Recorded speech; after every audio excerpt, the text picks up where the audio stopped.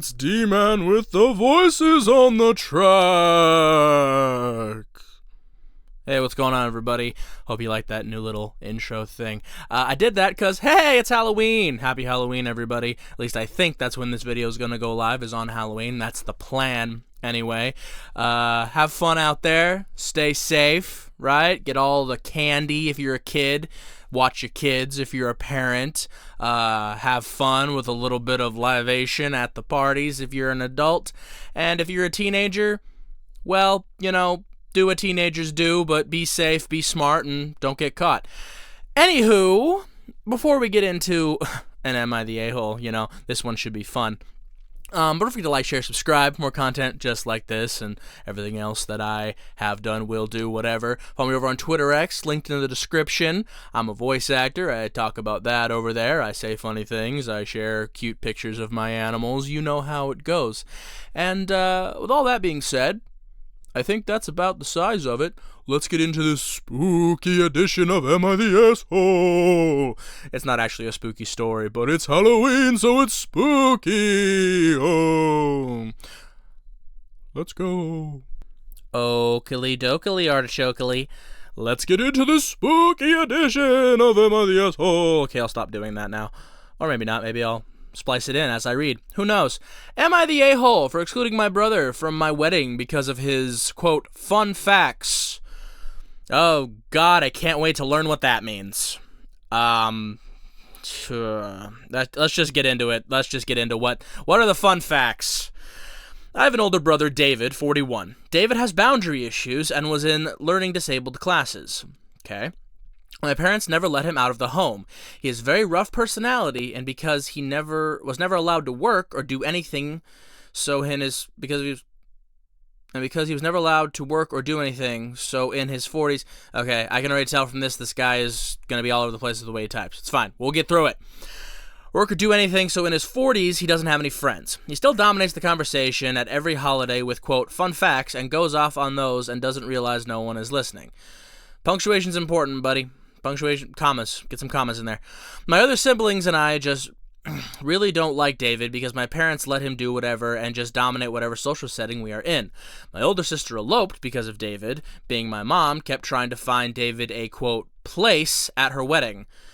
It's not his wedding. He doesn't get a place at it. I mean, ideally, yes, you want your family members to be at your wedding and their place is in the crowd at the family table, maybe giving a speech, but that's about it. I always hate that when people are like, well, are you going to find a place for, how are we going to, it's like, it's not your wedding. It doesn't matter, okay? You go where they tell you, sit where they tell you, you know, don't make a scene, don't be a problem, okay? It's not your day, it's theirs. Don't make it about you. Parents do that all the time. It's fucking weird. Anyway, I'm getting married to Mel, and my youngest brother, Nick, is my best man. My sister, who is close to Mel, is in the bridal party.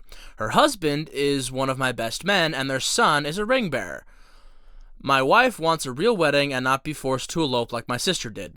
That's fair enough. That Mel should get the wedding she deserves. David has no place.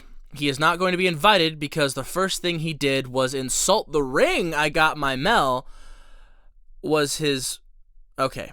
David has no place. He is not going to be invited because the first thing he did was insult the ring I got okay. Mel was his fun facts about, like I said, the way this dude types, I can tell, maybe this guy should have been in learning disabled classes too. Because the way he types is kind of all over the place. No punctuation, random words in places that don't belong there. Did David write this? Maybe it's the secret David typing up, but whatever. I got my Mel. This is fun facts about how diamonds are worthless and do not resell well. What a weird thing to say about someone's wedding ring, right? About someone's engagement ring. And I have thoughts as to why he is having these fun facts and why he is acting the way he is, but I will save those thoughts for the end of the reading here because it's going to take a minute for me to talk about it.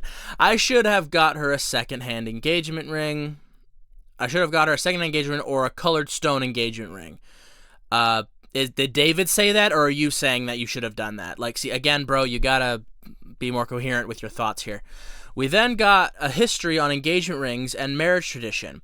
We tried shutting him up, but he wouldn't, and my mom said, quote, let the professor talk, Even at 40, she thinks my brother's fun facts are cute. Okay. So, honestly, y'all, the way this guy types is annoying me, and it's hard to read. Okay, so I'm doing my best here. This put a hard no on Mel's stance that my brother can't come to the wedding. If my parents defend him even once, they are not coming. She not having not wedding like my sister, and it's time for David to be put in his place. You're making it really hard for me to side with you, the way that you're typing, the way that you're forcing out. Language is not that hard, okay? And if you can't type out coherent thoughts, don't make a Reddit post, okay? Because then some asshole like me on the internet's going to read it and judge you for it. Because, God, this is hard to read. Mom called and asked about wedding planning, and I told her she wasn't involved after what happened to my sister's wedding dress shopping. Mom brought David, who told everyone his fun facts about wedding dress history. That's when my sister decided to elope. I told my mom if she and Dad wanted to come to the wedding as guests, they can, but David isn't invited. My mom didn't talk for a while. I think she started crying because my dad took over the phone call. I told him what upset Mom and said David isn't invited, and Mom can't be trusted to be involved in the wedding planning without David tagging along. Dad said he doesn't understand why we all hate David, and I told him what is wrong with his, quote, fun facts. My dad said, the boy likes to talk, there's no harm in it. Again, I'm going to get into what's up with David at the end here. I told my dad that I told my dad that's the thing. There is harm in David's, quote, fun facts, and now no one wants to be around him. Dad started arguing, saying stuff in defense of David, and I told Dad we are at a stalemate, and I guess all three of you won't be coming to the wedding. I'm sorry, but that's how it is. Also, quotations would help. You're using quotes for fun facts, but not for like when people say things. I ended the conversation with my dad, and my mom has been upset, texting like a crazy person to everyone about how we all need to understand David. What I'm doing is mean. Are you saying that what you're doing is mean, or are you saying that that's what your mom is saying? We're almost done. Mel feels like this whole thing is why I can't invite David to my parents. I agree that they can't even be trusted to come to my wedding without sneaking David in. Okay, so I know I harped a lot about how I stop and like will have anecdotes and like things I say during the course of when I'm reading. Because like, you know, I'd just be like, I'll read something and be like, oh, what the fuck is that? You know what I'm saying? But like, this was so difficult to read that I just had to get through it before I give my thoughts at the end here. And while I'm doing that, I'll scroll through and let you guys read some comments and things. Let's go with this first little bank here. No, that's not what I'm looking for. That's what I'm looking for. So, all right. So here's the thing. David's autistic, right? David is autistic. There's no ifs, ands, or buts about it. David's fun facts and his the boy likes to talk and all that. David is autistic. He was in learning disabled classes, you know, as they put it, you know, the special education classes when he was younger. He's 40 years old, doesn't have any friends, still lives with his parents. Clearly doesn't understand social cues, doesn't understand, you know, social interaction as much, talks without anybody responding for long periods of time and doesn't see any problem with that. You know, says things that are completely out of pocket, completely out of, you know, left field and offend people and upset people, and doesn't see any issue with that. And what's not helped by it is the fact that his parents evidently have been coddling him his whole life and pretending that he is not what he is, which is autistic. Now, there is nothing wrong with being autistic, right? There's nothing wrong. This person read a fucking book of a comment, didn't they? But there's nothing wrong with being autistic. There's absolutely nothing wrong with being autistic. I mean, there's plenty of people that are all over the autism spectrum. You know, some people just have little, you know, what they call quirks and, you know, things that, you know, affect them in certain ways, sensory issues, not being able to necessarily understand certain social cues, just things like that, all the way down to, you know, completely nonverbal. People would use the R word to describe them, which is hurtful and wrong, and you should not do that. That word should never be used to describe anyone. But when they're all the way down the spectrum, when they're completely nonverbal, they can't, use the bathroom on their own. They can't. They use children's toys in a lot of cases. They have stimming things. Where they're like they'll shake like like a plastic bag in front of their face or something because of what they like. They'll do what's called light tracking, where they'll like be in a big place with like lots of lights in the ceiling, and they'll be like looking around at all the lights and stuff like that, right? And so and then everywhere in between on terms of those things. Some have what's called echolalia, where they don't really verbalize on their own, but they can verbatim repeat what you say to them, right? And they can kind of use that as a form of communication in speech, or they'll repeat things that they've heard on TV or what have you, and just in random spurts. So, despite the crash course on autism and the spectrum and everything from your boy Dman The Voice, my point is that David is autistic. He is. Now, I don't think it's very severe, judging by the fact, he's able to verbalize and everything, all that. But it is severe enough that clearly he lacks for certain social skills and social graces. And hasn't been taught those social, because people with autism do have a harder time picking up on social cues and things like that in a lot of cases. But however, they can learn to pick up on those things and interpret those things. It is more difficult for them to learn these things, but they can learn these things. They can pick up on stuff. They can learn on social cues and body language and all that, as long as they're taught. Right? If they're taught, just like anybody else is taught. Now, David's problem is that his parents have never made any effort, clearly, to teach him, to teach him proper social etiquette, to teach him proper social boundaries, to teach him what is and is not okay to say, what is appropriate to talk about certain topics, what's okay to comment on and not comment on. And so David has gone 40 years in his life without no filter, with no one telling him that anything he's saying is wrong or hurtful or inappropriate. And so he just says whatever he wants all the time. He just comes out and he just says whatever pops into his head. Now, to David, he's not doing anything wrong, right? He just to him, they're just fun facts. He just is like, this is a thing I know about this, so I'm going to say it. He has no thought to how it could be construed, how hurtful it could be, how maybe it's not an appropriate thing to say, how maybe it's not something that needs to be said. He has no thought to that because he's never been taught that. Now, all that being said, does that excuse David's behavior, and does that mean that the person in this story is the asshole? No and no, right?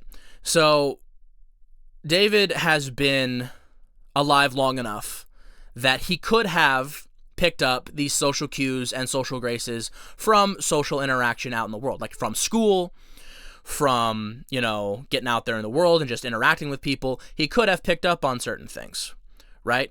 And he has not. And how much of that you attribute to the fact that his parents never made any effort to get him out there and show him things, how much you can attribute that to, just his unwillingness to try and improve his standing and to prove his, mental state.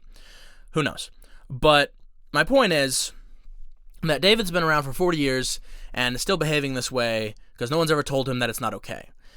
And now that does not mean that the person who posted this is an a-hole. Like I said, it was hard for me to agree with them because the way they typed and everything was really irked me and upset me and was like, well, didn't upset me, but it was annoying, right? The way they typed was aggravating because there's a lot of run-on sentences, no punctuation, no quotes where there should have been quotes. Hard to tell what was a thought that they had, they were saying something else said. It was all over the place. But when you get to the core of the issue, which is, are they the asshole for not wanting their autistic brother at their wedding because they don't want his behavior to ruin the ceremony? No, they are not the assholes for that. Okay, because as much as we can sympathize with David and what he may or may not be going through, as much as we can understand that David doesn't see things the way that we all see them, I don't want to say we all, the way David doesn't see things the way that a neurotypical person sees them, the way is what I should have said. That does not mean that they then have to completely mold and shape their lives and their experience and their wedding to accommodate him and his issues, and his mental capacities or lack thereof in certain cases. So they are allowed to have their wedding whatever way they want to have their wedding. And the parents have to deal with that and understand that the fact that they have let David behave whatever way he wants his entire life because judging by the fact that David is 40, I'm guessing the parents are older. They probably grew up in an era where autism and the spectrum and all the understanding of things the way we understand them now was not a thing. So to them, he's just a little funny, right? Like Dad said, he's just a talker, right? Let the professor talk, right? Like to them, he's just quirky, right? He just likes to talk. He's just this, he's just that. So instead of recognizing clear autistic, boundary pushing and antisocial behavior, they are just being like, oh, that's just David. That's just how he is. That's just, and like, to a certain extent, yes, he's always going to have certain problems with social cues and things like that. But as I said, he could have learned. He could have been taught, and they could have taken steps, whether either getting him into a school with, certain better programs. They could have done it themselves, whatever, to help him as he got older be more socially conscious and aware of things. But obviously they didn't, and now they reap what they sow. And his siblings are under no obligation to deal with his issues. He is, I'm sure, and to go on a little tangent here. The reason I am speaking on all of this stuff with such certainty and all this is because I've worked in the mental health field, working specifically with autistics for a very long time. I've worked with children, I've worked with adults, I've worked with elderly people, I've worked with people, nonverbal clients, I've worked with clients, that just had, a little bit of ADHD or some obsessive compulsive disorder. I've worked with, clients that have been all over the spectrum, in terms of level of care they needed and how cognizant they were and level of autism they had. So that's why I'm able to speak on these things with some level of, not authority, but just knowledge, right? And so, having dealt with a lot of autistics in my life that have, like David, who have not been told no, who have not been told that what they're doing is not okay socially or anything like that, have not had anyone ever tell them, have never try to teach them anything on how to, act like a person, for lack of a better term, how to act, more socially acceptable. It is they can be very taxing to be around. They can be very emotionally, mentally draining with the way they are and the way they act. And for people who are not trained to deal with these things, and for people in their families who just want to live their lives and just have an experience without having to deal with everything going on with their, family member that has these problems, like it can be very taxing. But there's nothing wrong with them feeling that way, because it's a lot. It is a lot for people to deal with. It's a lot for people like me who do have the training to deal with too. Like it can be a very taxing situation. And so, to kind of sum up here, they are not the assholes for this. And the reason I'm not getting like super into this and super animated and super like, like I usually do, like, it's just because I am knowledgeable about this kind of situations, and I'm recognizing clear behavior from David that is on the autism spectrum. And so this is more of to inform as opposed to judge, because usually I judge all over the place, right? I'm in here with the insults and the jokes and flying fancy free, but this one's more education on terms of, why David is acting the way he is, but also meaning that even though it's not his fault in a lot of ways, the way that his brain works, it's also not his siblings' fault that he is that, and they also don't have to deal with it on their day and their environment that they're trying to cultivate for themselves, right? And just because David is, in his 40s, does not mean that he can't learn new things, that he can't learn now how to be better. I mean, it'll be a lot harder, and it might mean that he just won't want to do it. I mean, he's 40 years old. He might just be like, I'm going to be the way I am. It would have been nice to catch him young and teach him these things when he was younger, growing up. But as it stands now, the person wrote this is not the asshole. They are an asshole for the way they typed it out, which was very annoying and irksome. But they're not an asshole for the situation. The parents aren't really assholes either. I just think that they don't want to admit that their son is autistic, and they've gone so long denying what their son needs in terms of that kind of thing, and that now it's too late, and they just can't reconcile the fact that their boy needs help and is not like everyone else, and they just, that's and that's the sad. They're not really assholes. It's just they just have gone so long in a certain way of thinking, and they just can't get out of it now. So now they want everyone to just accept and accommodate David, instead of realizing that David is the one that has some work to do in terms of, social graces and all that. And David also is not the asshole. I mean, honestly, to be completely honest with y'all, having worked with autistics on the spectrum as long as I have, they can and will, and most of the time are, assholes, right? In a lot of situations. But not in the same way that, like, somebody who's willfully and constantly making horrible decisions is an asshole, in the way that, like, they don't know that they are being assholes. And sometimes they do. Because, people who are autistic can still be bad people.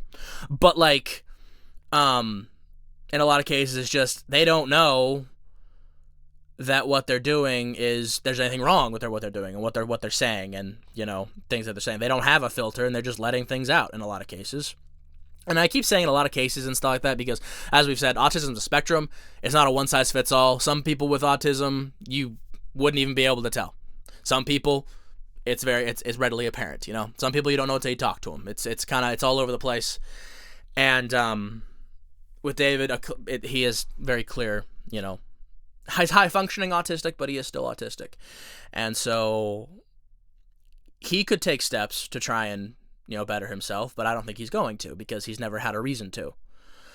Because he's never been pushed to, never known any other way.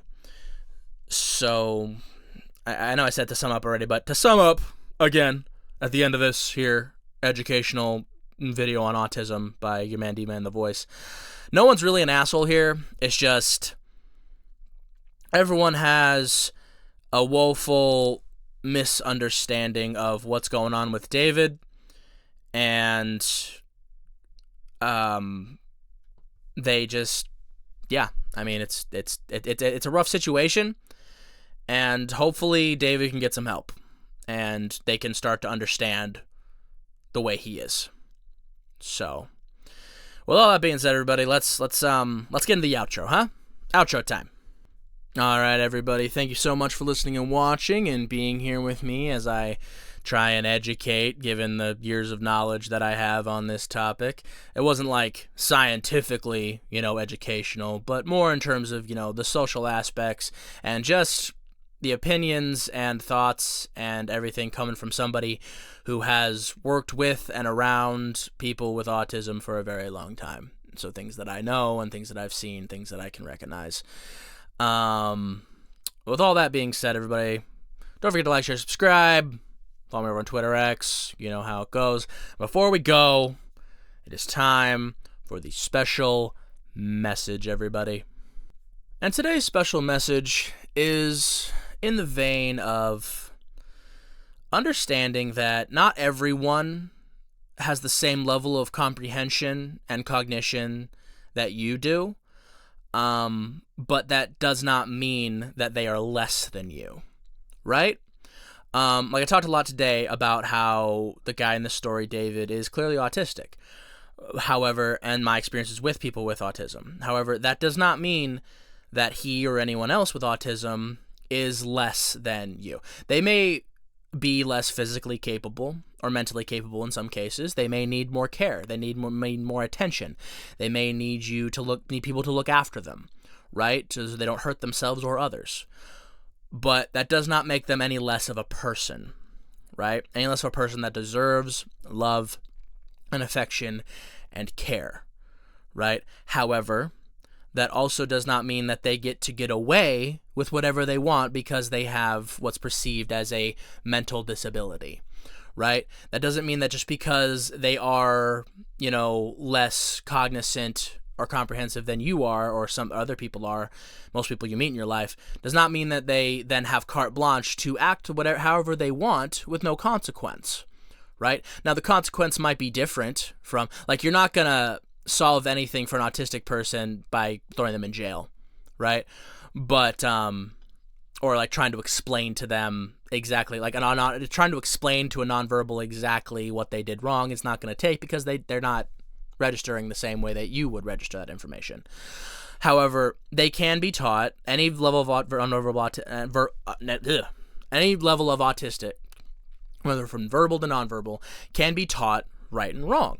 Can be taught social cues, can be taught how to behave in public, can be taught how to behave in certain situations, what to say, what not to say, what to act, how not to act. And it's a never-ending process, because there's going to be situations where they just, especially with nonverbals, they kind of just act up. And you may not know why. They know why, and they have their reasons, and hopefully you can figure those out and help them with them. But a lot of cases, you're going to be like, what's wrong? How can I help you? And they're frustrated because they can't tell you. You know what I'm saying? So, but my point is, like, no matter the level of autism, they can all be taught how to behave in social situations and social settings. And it's never going to be perfect, but it can be certainly better than what David was doing. His just endlessly talking, endlessly blathering on it, running off at the mouth and saying whatever pops into his head without any thought to anyone else. It can he is on the higher end of autism, but like in terms of like higher by like more cognition and everything like that. So he definitely could have learned how to behave. He just was never taught, and now he's 40 years old and is just perceived as an asshole by everybody because he never shuts up and says whatever he wants all the time, and no one's ever told him not to. Right?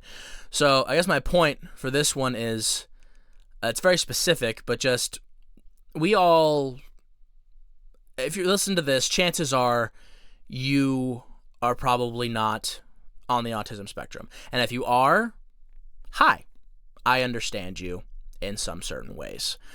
But the point is, the grander point, just because somebody's different than you does not mean that they are less than you, is the biggest point. And that can be attributed to a lot of things in life, not just talking about people who are autistic and who aren't. It can be attributed all over the place to all kinds of situations. And I feel like that's a message, too, that is really important in today's day and age, because right now we're having a lot of discourse politically and publicly about the way certain people are being presented and treated and talked about. And I don't get political on this channel, really. I don't do that. But I just will say that just because someone's different from you does not mean they are less than you. And that's all I will say. And if you don't agree with that, then you're not somebody that I want around here. Okay? Because just because someone's different does not mean they are less than you. All right? All right.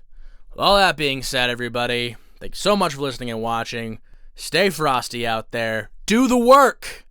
And I'll see you on the next one, all right? Have a great day. Peace out.